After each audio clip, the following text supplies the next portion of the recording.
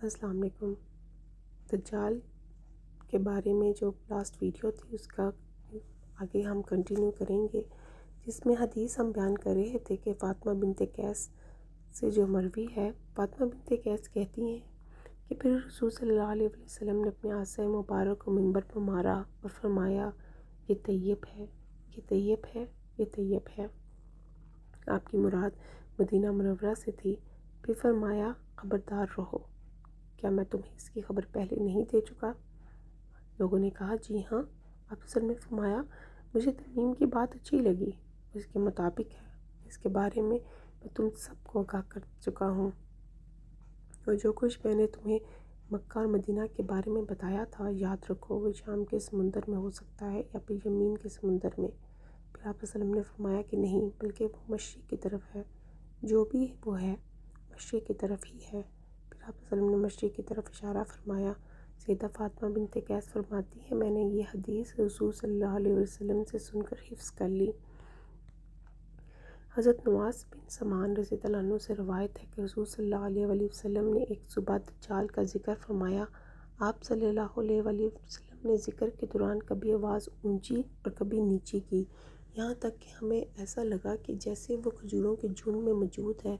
جب شام کو ہم آپ کے پاس دوبارہ آئے تو آپ وسلم نے ہم سب خوف کی شدید تاثر کو بھانپ لیا۔ آپ وسلم نے ہم سے فرمایا کہ تم لوگوں کو کیا ہوا ہے؟ ہم نے عرض کیا اے اللہ کے رسول صلی اللہ علیہ وسلم، صبح کے وقت آپ وسلم نے دجال کا ذکر فرمایا تو آپ کی آواز میں ایسا اتار چڑھاؤ تھا کہ ہم سمجھے کہ وہ کھجوروں کے جھنڈ میں موجود ہے۔ اس پر آپ وسلم نے ارشاد فرمایا مجھے تم لوگوں پر دجال کے علاوہ دیگر جہنم کی طرف بلانے والوں کا زیادہ خوف ہے۔ اگر وہ نکلتا ہے اور میں تمہارے درمیان موجود ہوں تو تمہاری طرف سے اس کے خلاف اس کی تکذیب کے لیے دلائل دینے والا میں ہوں گا، اور اگر میں نہ ہوا تو ہر شخص اپنی طرف سے حجت قائم کرنے والا خود ہوگا، اور حق کے تعالیٰ میری غیر موجودگی میں ہر مسلمان کا حامی و ناصر و مددگار ہے۔ وہ گچھے دار بالوں والا ایک نوجوان شخص ہے، اس کی ایک آنکھ بے نور ہے۔ میں ایک طرح سے اسے عبدالعزی بن قطن سے تشبیہ دیتا ہوں۔ یہ زمانہ جاہلیت میں بنو خزاع قبیلے کا ایک بدشکل شخص تھا۔ تم میں سے جو اسے پائے اس کے سامنے سورۃ کہف کی ابتدائی آیات پڑھے، اور عراق اور شام کے درمیان ایک رستے سے نکل کر آئے گا، اور دائیں طرف بھی تباہی مچانے والا ہوگا اور بائیں طرف بھی۔ اللہ کے بندو تم ثابت قدم رہنا۔ ہم نے عرض کیا اللہ کے رسول صلی اللہ علیہ وسلم زمین میں اس کے رہنے کی مدت کیا ہوگی؟ آپ صلی اللہ علیہ وسلم نے فرمایا 40 دن، ان میں سے ایک دن ایک سال کی طرح ہوگا، ایک دن ایک مہینے کی طرح ہوگا، اور ایک دن ایک ہفتے کی طرح۔ اس کے علاوہ باقی سارے دن تمہارے دنوں کی طرح ہوں گے۔ ہم نے عرض کیا اللہ کے رسول صلی اللہ علیہ وسلم وہ دن جو ایک سال کی طرح ہوگا، کیا اس میں ہمارے لیے ایک دن کی نماز کافی ہوگی؟ فرمایا نہیں، بلکہ وقت کا اندازہ کر کے پورے سال کی نماز ادا کرنا ہوگی۔ پھر ہم نے عرض کیا یا رسول اللہ صلی اللہ علیہ وسلم وہ زمین میں کس قدر سرعت کے ساتھ سفر کرے گا؟ آپ صلی اللہ علیہ وسلم نے فرمایا اس بادل کی طرح جس کے پیچھے ہوا لگی ہو۔ وہ ایک قوم کے پاس جائے گا، انہیں دعوت دے گا، وہ اس پر ایمان لائیں گے، اس کی باتیں مانیں گے تو وہ آسمان کے بادل کو حکم دے گا کہ وہ پانی برسانے لگے گا، پھر وہ زمین کو حکم دے گا تو وہ فصلیں اگائے گی۔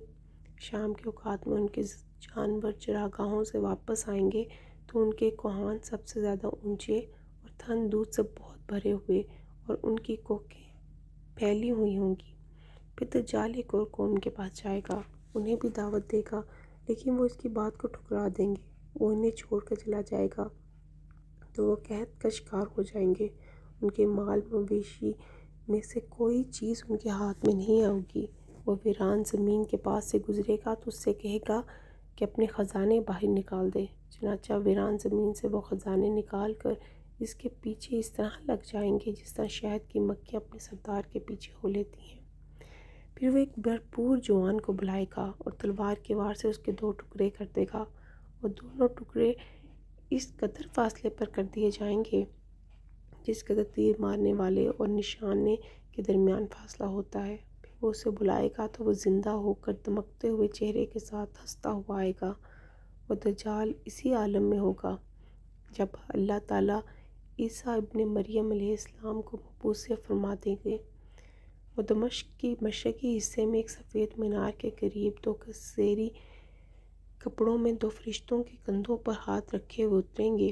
جب وہ اپنے سر جھکائیں گے تو قطرے گریں گے، سر اٹھائیں گے تو اس سے چمکتے موتیوں کی طرح پانی کی بوندیں گریں گی۔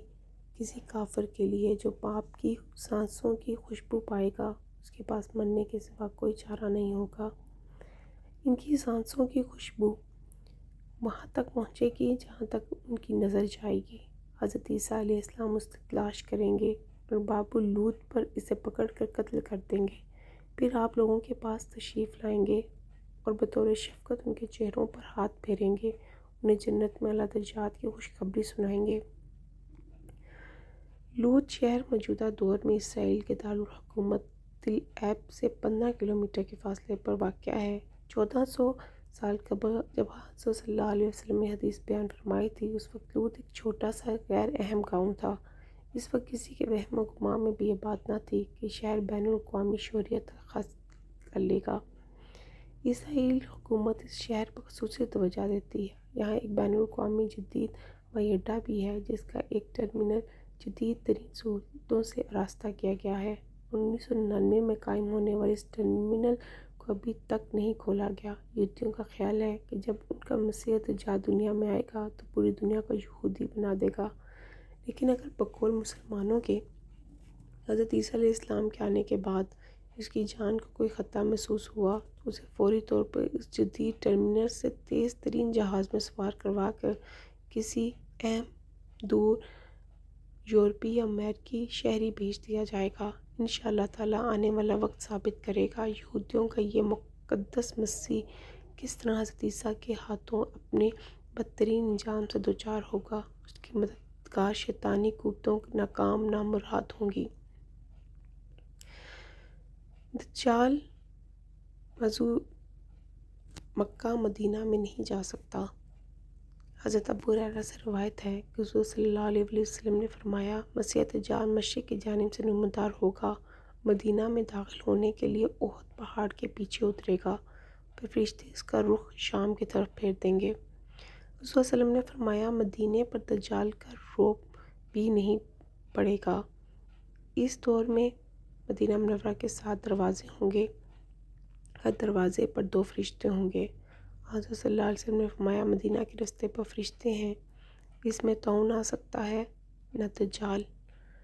نبی کریم صلی اللہ علیہ وسلم نے فرمایا، کوئی شہر ایسا نہیں ملے گا جسے دجال میں پامال نہ کر دے سوائے مکہ اور مدینہ کے۔ ان کے ہر رستے پر صفا بستہ فرشتے کھڑے ہوں گے جو ان کی حفاظت کریں گے۔ پھر مدینہ کی سرزمین 3 مرتبہ کانپے گی، اس کے بعد ایک ایک کافر اور منافق کو اللہ تعالیٰ وہاں سے باہر کر دے گا۔ صحابہ کرام رضی اللہ عنہم فرماتے ہیں کہ رسول صلی اللہ علیہ وسلم نے دجال کے متعلق ایک طویل حدیث بیان کی۔ آپ صلی اللہ علیہ وسلم نے اپنی حدیث میں یہ بھی فرمایا تھا کہ دجال مدینہ کی ایک کھیڑی شور زمین تک پہنچے گا، اس پر مدینہ میں داخلہ تو حرام ہوگا۔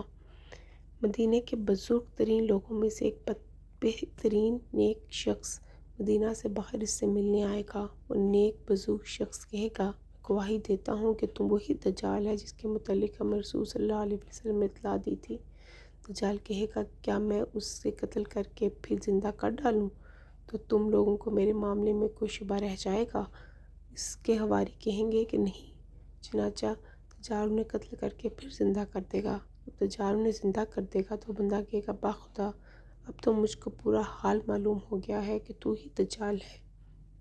دجال کہے گا، لاؤ اسے پھر قتل کر دو، لیکن اس مرتبہ وہ قابو نہ پا سکے گا۔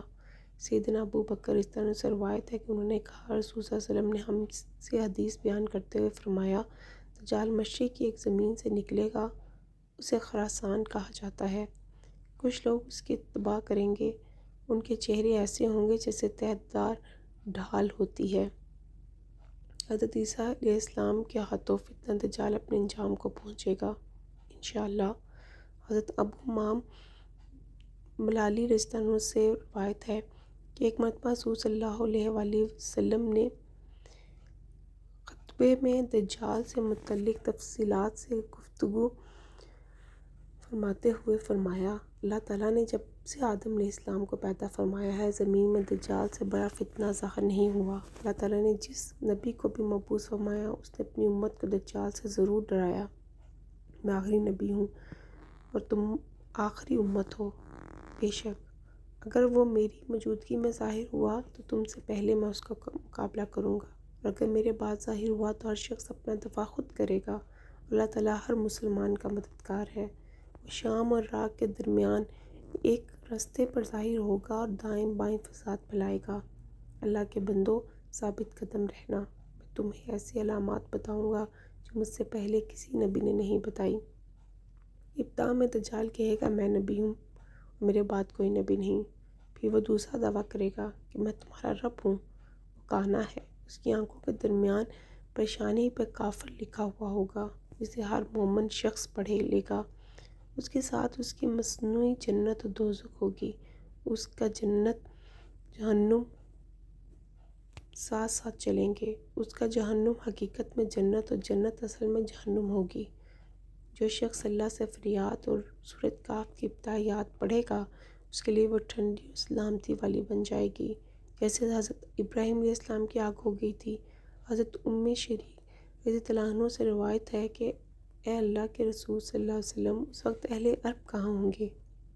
آپ نے فرمایا اس دن وہ کم ہوں گے اور تقریباً سبھی عرب بیت المقدس میں ہوں گے۔ ان کا امام ایک نیک آدمی ہوگا۔ علماء کرام فرماتے ہیں وہ حضرت مہدی علیہ السلام ہوں گے۔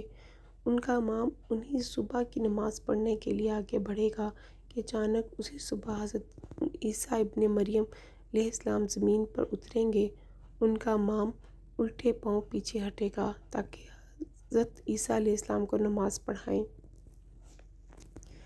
لیکن حضرت عیسیٰ علیہ السلام اس کے کندھوں پر درمیان کمر پر ہاتھ رکھ کر اس سے فرمائیں گے آپ ہی نماز پڑھائیں کیونکہ اقامت آپ کے لیے کی گئی ہے۔ چنانچہ ان کا امام انہیں نماز پڑھائے گا۔ جب وہ فارغ ہوگا تو حضرت عیسیٰ علیہ السلام فرمائیں گے دروازے کھولو۔ دروازہ کھولا جائے گا تو آگے دجال موجود ہوگا، اس کے ساتھ 70,000 یہودی ہوں گے، ہر ایک کے پاس میں زین تلوار اور سبز چادر ہوگی۔ جب دجال حضرت عیسیٰ علیہ السلام کو دیکھے گا تو اس طرح کرنے لگے گا جیسے نمک پانی میں پگھل جاتا ہے، چنانچہ وہ فرار ہو جائے گا۔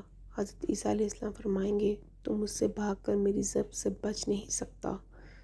پھر آپ اس شہر لوط کے مشرقی دروازے پر جا پکڑیں گے اور قتل کر دیں گے۔ تب اللہ تعالیٰ یہودیوں کو شکست دے دے گا اور یہودیوں کے درخت غرقد کے علاوہ اپنی پیدا کردہ ہر چیز کو بولنے کی طاقت عطا فرما دے گا۔ پھر یہودی جس چیز کی آڑ میں بھی چھپے گا وہ چیز آواز لگائے گی اے اللہ کے مسلمان بندے، یہ یہودی میرے پیچھے چھپا ہوا ہے، آ کر اسے قتل کر دے۔